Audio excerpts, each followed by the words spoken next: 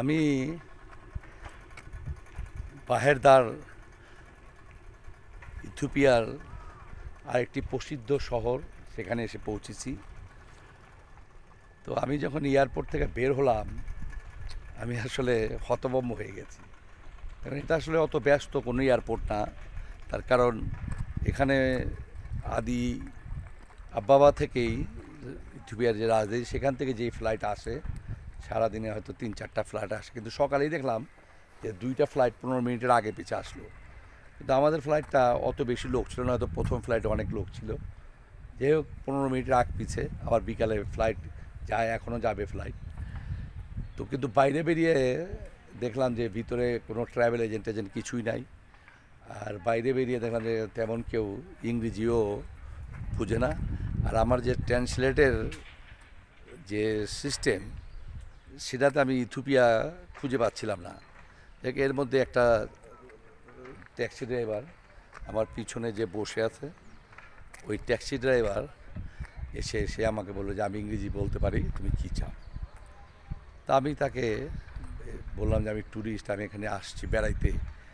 তো আমি লাকিলি আসলে পেয়ে গেছি, কারণ আমি 3-4 মিনিট ভাবতেই ছিলাম যে আমি কি করব। তার কারণ এখানে তো কোনো ট্রাভেল এজেন্ট নাই। আমি 2-3 জনের সাথে আলাপ করলাম, তারাও ইংরেজি বুঝে না। আমি ট্রান্সলেটও বাইর করতে পারতেছি না। আসলে আল্লাহ যা করেন সব ভালোর জন্যই করেন। আর মুহূর্তের মধ্যেই এই লোকটার, ড্রাইভারটা চলে আসলো যে আমি ইংরেজি বলি। সে চমৎকার ভালো ইংরেজি বলতে পারে। তো সে বললো যে আমাকে সে এই লেক পাড়ে নিয়ে আসলো। এখানে 4 ঘন্টার লেক টোর আছে। লেকে আমি যদি ঘুরতে চাই 4 ঘন্টা আমি এখানে লেকে ঘুরতে পারবো। এরপর আমাকে সে এই যে মার্কেটে নিয়ে যাবে। এখানে একটা ওয়াটারফল আছে, এখান থেকে বেশ কিছুটা দূর, হয়তো ঘন্টাখানেকের দূরত্ব। কিন্তু সেখানে যাওয়া সম্ভব না।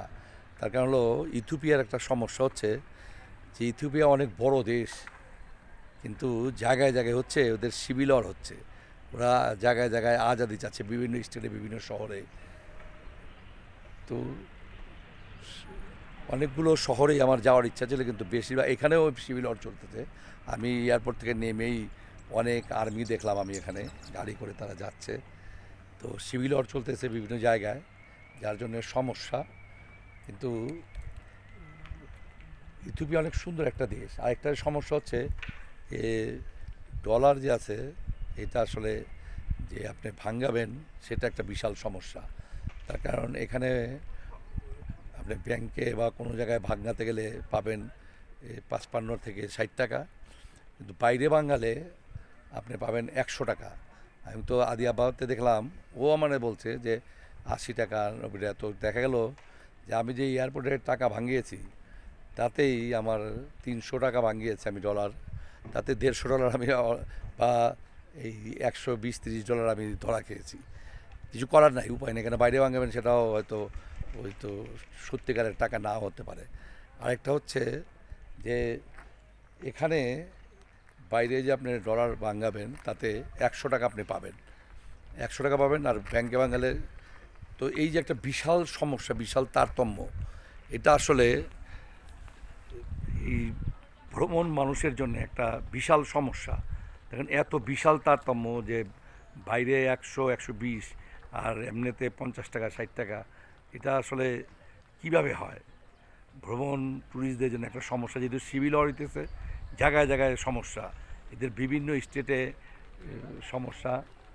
মন্ডা একটা জায়গা আছে এদের মেইন ট্যুরিস্ট প্লেস, সেখানেও একই রকম সমস্যা। তো এখানেও আমি আসলাম, এই শহরেই বাহের দার, এখানেও আমি যে এর বাইরে, শহরের বাইরে যাব, এটাও সিকিউর না, সেফটি না। তো আমি এই বোট প্লেসে এসেছি।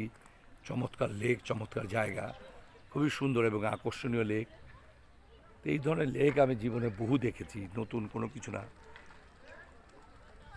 তারপরেও যেহেতু ভ্রমণে বেরিয়েছি, ভিডিও করি, তো কিছু ভিডিও করার জন্যে এই শহরে আসা, শহরটাকে দেখা, কীরকম শহর।